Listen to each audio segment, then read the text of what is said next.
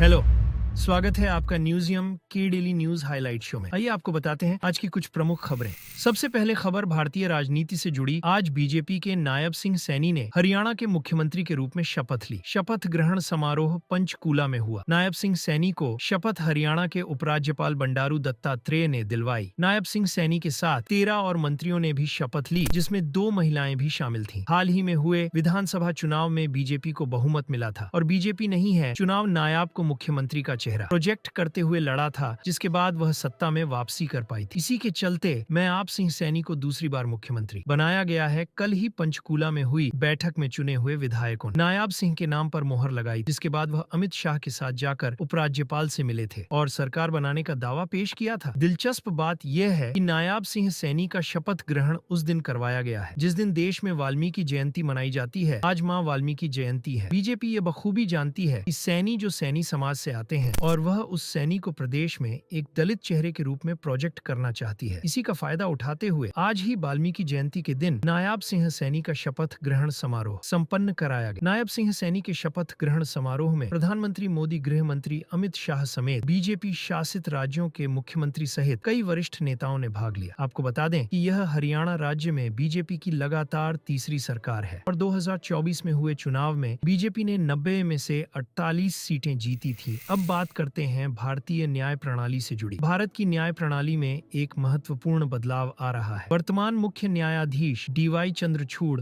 ने अपने उत्तराधिकारी के रूप में जस्टिस संजीव खन्ना का नाम प्रस्तावित किया है। जस्टिस खन्ना, जो इस समय सुप्रीम कोर्ट के दूसरे सबसे वरिष्ठ जज हैं, 11 नवंबर 2024 को पदभार ग्रहण करेंगे। उनका कार्यकाल लगभग 6 महीने का होगा, जो 13 मई 2025 को समाप्त होगा। जस्टिस खन्ना का जन्म 14 मई 1960 को हुआ। उन्होंने 1983 में वकील के रूप में करियर शुरू किया और 2005 में दिल्ली हाईकोर्ट के अतिरिक्त जज बने। 2019 में उन्हें सुप्रीम कोर्ट का जज बनाया। यदि केंद्र सरकार उनके नाम पर मुहर लगाती है तो वे भारत के 61वें मुख्य न्यायाधीश बनेंगे। यह देखना दिलचस्प होगा कि उनके कार्यकाल में न्यायपालिका कैसे प्रभावित होती है। अगली खबर वन डायरेक्शन के सिंगर लियम से जुड़ी। वन डायरेक्शन के गायक लियाम पेन का निधन। आज एक दुखद समाचार आया है। लियाम पेन, जो कि प्रसिद्ध बैंड वन डायरेक्शन के सदस्य थे, का निधन हो गया है। 30 वर्षीय गायक ब्यूनस आयर्स में एक होटल की तीसरी मंजिल से गिरने के बाद मृत पाए गए। पुलिस को होटल स्टाफ से सूचना मिली थी कि एक व्यक्ति अपने कमरे में काफी शोर मचा रहा था और संभवतः नशे में था। जब पुलिस मौके पर पहुंची तो उन्हें पता चला कि लियाम पेन गिर गए हैं। होटल में उनके कमरे की स्थिति भी काफी खराब थी, जिसमें कई सामान बिखरे पड़े थे। लियाम पेन का यह अचानक निधन उनके प्रशंसकों के लिए एक बड़ा सदमा है। ब्यूनस आयर्स में